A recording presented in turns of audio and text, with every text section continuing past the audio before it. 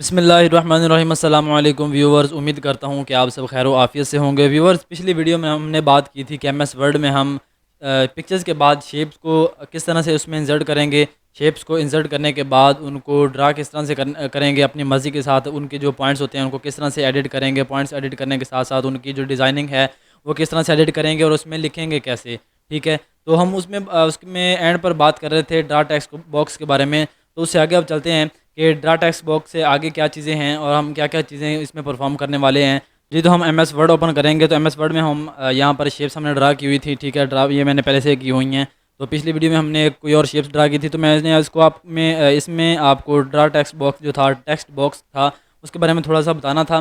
तो उसमें ये आपको बता रहा था कि ड्रा टेक्स्ट बॉक्स अगर हम करते हैं इसमें, मिसाल तौर पर ये जो हमारे पास है, अगर हम इसमें टेक्स्ट बॉक्स ड्रा करते हैं, ठीक है, इसमें ये होगा हमारे पास के नो फिल करने के बाद हम यहाँ पर जो टेक्स्ट लिखते हैं, ठीक है, टेक्स्ट लिखने के बाद हम इसको पहले इसका कलर वाइट करेंगे।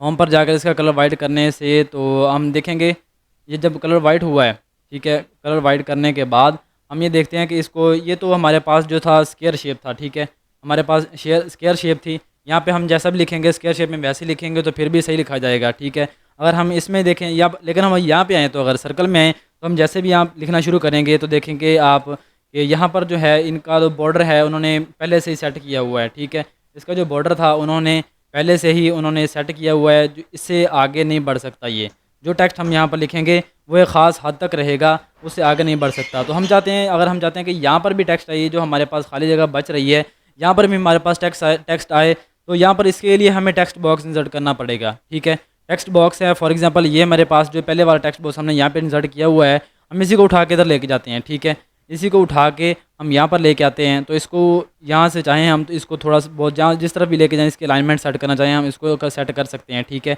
ये सेट करने के बाद हम इसको देखें कि यहाँ पर देखें, ये देखें दोनों साइडों से हम जितना भी चाहें अब लिख सकते हैं इसमें। इसकी जो पहले से ही उन्होंने सेट की हुई थी, इसका जो बॉर्डर है उसका बॉर्डर ख़त्म हो गया है। अब हमारी मर्ज़ी का इसमें बॉर्डर चलेगा, हमारी मर्ज़ी चलेगी कि हम उसको जहाँ तक टेक्स्ट को लेके जाना चाहें हम लेके जा सकते हैं। लेकिन जो पहले था, अगर हम इसमें शेप में लिखते हैं तो इसमें कम लिखा जाएगा। ठीक है, इसका ये फ़ायदा था ड्रा टेक्स्ट बॉक्स अगर हम करते हैं तो। टेक्स्ट बॉक्स का ये फ़ायदा है, वैसे लिखने का थोड़ा बहुत ड्राबैक होते हैं, तो उसका जो ड्राबैक्स था मैंने आपको बता दिया है। ठीक है, उसके बाद चलते हैं कि टेक्स्ट बॉक्स हमने जो इंसर्ट किया था, ठीक है, जो हमने इंसर्ट किया है टेक्स्ट बॉक्स, इसमें जो हमारे पास है जो राइटिंग हमने लिखी हुई है, कुछ भी फॉर एग्जांपल हमने लिखा है यहाँ पर, ठीक है, तो उसकी जो जो स्टाइल है उसका स्टाइल हम किस तरह से चेंज करेंगे, उसका जो कलर है, इसके अलावा यहाँ पे एक तो हमारे पास ये कलर था, इसके अलावा हम इसकी जो आर्ट स्टाइल है, जो इसका आर्ट है वर्ड आर्ट के हिसाब से जो इसका स्टाइल है वो हम किस तरह से चेंज करेंगे, इसको प्रोफेशनल किस तरह से बनाएंगे। तो ये देखें आपके सामने ये वर्ड आर्ट के जो स्टाइल्स हैं ये शो हो रहे हैं। ठीक है, आप जो भी चाहें जो आपको पसंद हो इसमें से आप यहाँ पर लगा लें। ठीक है, ये फॉर एग्जांपल मैंने ये लगाया यहाँ पर, ये लगाने के बाद ये तो हमारे पास इसका था स्टाइल। ठीक है, इसका अगर आप साइज़ इंक्रीज़ करना चाहते हैं तो यहाँ पे होम पर जाकर, ठीक है, यहाँ से आप इसका साइज़ इंक्रीज़ भी कर सकते हैं। साइज़ इंक्रीज़ करने के बाद यहाँ पे आते हैं, ये हमारे पास है इसका जो फ़ॉन्ट का टेक्स्ट का फिल है। यहाँ पे हमारे पास पहले ये था, हमारे पास ये येलो कलर में है। अगर आप चाहते हैं कि ये हमारे पास ये किसी और कलर में फिल हो, ये जो हमारे पास है जो फिल है हमारे पास ये किसी और कलर में हो, तो इसमें आप जाएंगे यहाँ पर और ये देखें यहाँ पर आप किसी और भी कलर में इसको फिल कर सकते हैं, जिस कलर में आप चाहें इसको आप फिल कर सकते हैं। ठीक है, ये इसका फिल था, ये इसकी आउटलाइन है। नीचे में जो देखें पहले वाले जो फिल था, दूसरा जो है उसकी आउटलाइन है। जो भी आप इसकी आउटलाइन बनाना चाहते हैं वो इसकी आप आउटलाइन बना सकते हैं। उसके बाद यहाँ पर आएँ, ये आपके पास इसके इफेक्ट हैं जो बारहा पीछे भी रिपीट हो रहे हैं, पिछली शेप्स में भी रिपीट हुए थे। इसका आप शेडो देना चाहते हैं, आप इसका रिफ्लेक्शन बनाना चाहते हैं, इसको ग्लो करवाना चाहते हैं, बेवल में ले चाहते हैं।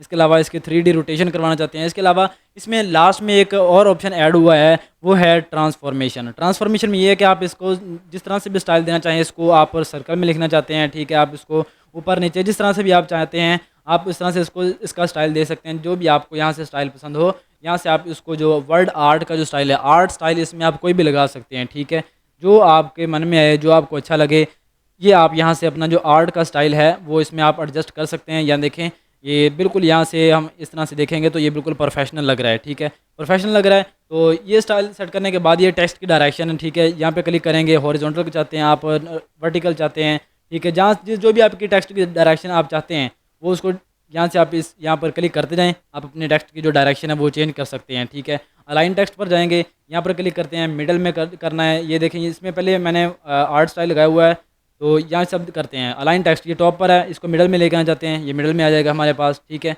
उसके बाद यहाँ पर इसको बॉटम में लेके आना चाहते हैं, तो ये सबसे नीचे चला जाएगा। इसमें अलाइन टेक्स्ट का ये होता है, ठीक है। उसके बाद क्रिएट लिंक, अगर आप लिंक इसका बनाना चाहते हैं तो यहाँ पे क्रिएट लिंक करके इसको जो भी आप इन लिंक इसमें ऐड करना है तो इसमें आप उसका लिंक क्रिएट कर सकते हैं, ठीक है।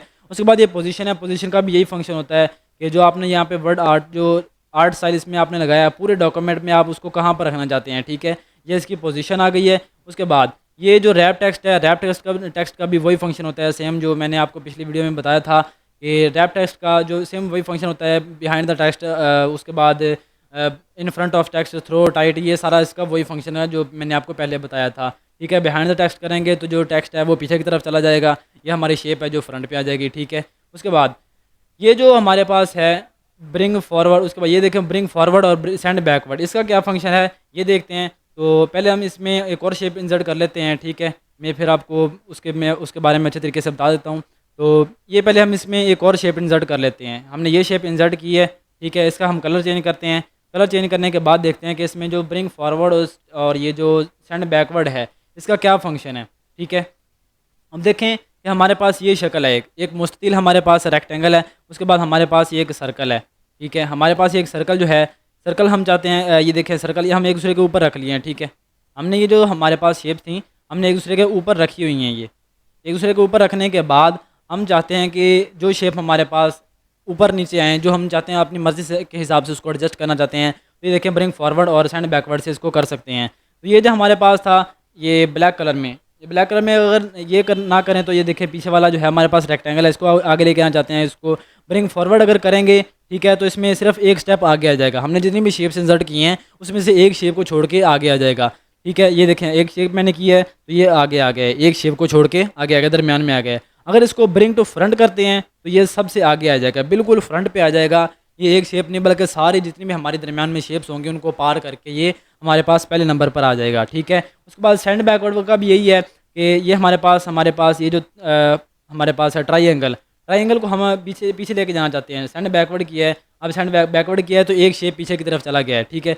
इसी तरह अगर आप सेंड टू बैक पर जाते हैं तो ब्रिंग फॉरवर्ड की तरह जिस तरह से तमाम शेप्स को पार करते हुए वो ऊपर आ जाती है, इसी तरह ही जब सेंड टू बैक पर क्लिक करेंगे तो तमाम शेप्स को जंप करते हुए आपकी जो शेप होगी आपने सेलेक्ट की होगी वो सबसे पिछली साइड पर चली जाएगी। देखें कि जिसको मैं बाहर निकालता हूँ ये सबसे पीछे से निकली है, जो तमाम शेप्स इनको पार करके चली गई है। उसके बाद यहाँ पे शेप्स को सिलेक्ट करके ये ऊपर आपको यहाँ पर राउंड नज़र आ रहा होगा एरो, इसको आप पकड़ के आप अपनी शेप्स की किसी तरह से भी लेफ़्ट राइट या ऊपर नीचे से अपनी अलाइनमेंट सेट कर सकते हैं। आपको कहीं भी उसको एडजस्ट कर सकते हैं जहाँ पर आप चाहें, इसको घुमाकर आप लेफ़्ट राइट उसको घुमा सकते हैं आपकी जो आपने शेप ड्रा की होती है, ठीक है। ये ऊपर इसके बाद अलाइनमेंट का ऑप्शन है, इसमें भी आप इसका यही काम है, आप अपने डॉक्यूमेंट में उसको किस तरह से सेट करना चाहते हैं, लेफ़्ट राइट सेंटर या टॉप बॉटम पर या मिडल में रखना चाहते हैं तो आप रख सकते हैं। उसके बाद यहाँ पे ग्रुप का ऑप्शन है, ग्रुप में ये होता है कि आप चाहते हैं कि आपकी जो शेप्स हैं आपने ड्रा की हैं वो इकट्ठी मूव करें, ठीक है, एक दो मूव ना करें बल्कि सारी की सारी इकट्ठी मूव करें। तो आप इनको सेलेक्ट करेंगे। सेलेक्ट किस तरह से आपने करना है, आपने कंट्रोल दबाना है या आपने शिफ्ट दबा के रखना है। उसके बाद आप माउस का कर्सर वहाँ पे ले जाके शेप पर उसको क्लिक करें, आपकी वो सेलेक्ट हो जाएगी। देखें ये मैंने तीनों सेलेक्ट कर लिए हैं। सेलेक्ट करने के बाद अब जाकर इनका ग्रुप बनाते हैं। ग्रुप बनाएंगे यहाँ से ग्रुप बनाएंगे तो ये सारी की सारी इकट्ठी हो जाएंगी, ठीक है। जब ये इकट्ठी हुई हैं तो जब इनको मूव करवाएंगे तो ये सारी की सारी इकट्ठी मूव करेंगी, एक दो शेप्स नहीं मूव करती बल्कि सारे का सारा जो ग्रुप हमने बनाया है वो सारा ग्रुप ही मूव कर रहा है। इसके अलावा अगर आप चाहते हैं कि तमाम शेप्स इकट्ठी मूव ना करें, एक दो जो सेलेक्टिव आपने की हैं उनको मूव करवाना है तो आप इनको अनग्रुप करें, ठीक है। बाहर क्लिक करके दोबारा आप यहाँ पर जो भी आप मूव करवाना चाहते हैं, कोई भी एक दो जो शेप्स आप मूव करवाना चाहते हैं उनको सेलेक्ट करें और फॉर्मेट पे जाकर वहाँ पे इसको जाकर ग्रुप कर दें। ग्रुप करेंगे तो ये ग्रुप हो गई हैं, ये सिर्फ दोनों शेप्स यही आपकी मूव करेंगी, जो पहले पड़ी हुई है अलहदा वो आपकी मूव नहीं करेगी, ठीक है। उसके बाद चलते हैं रोटेट पर।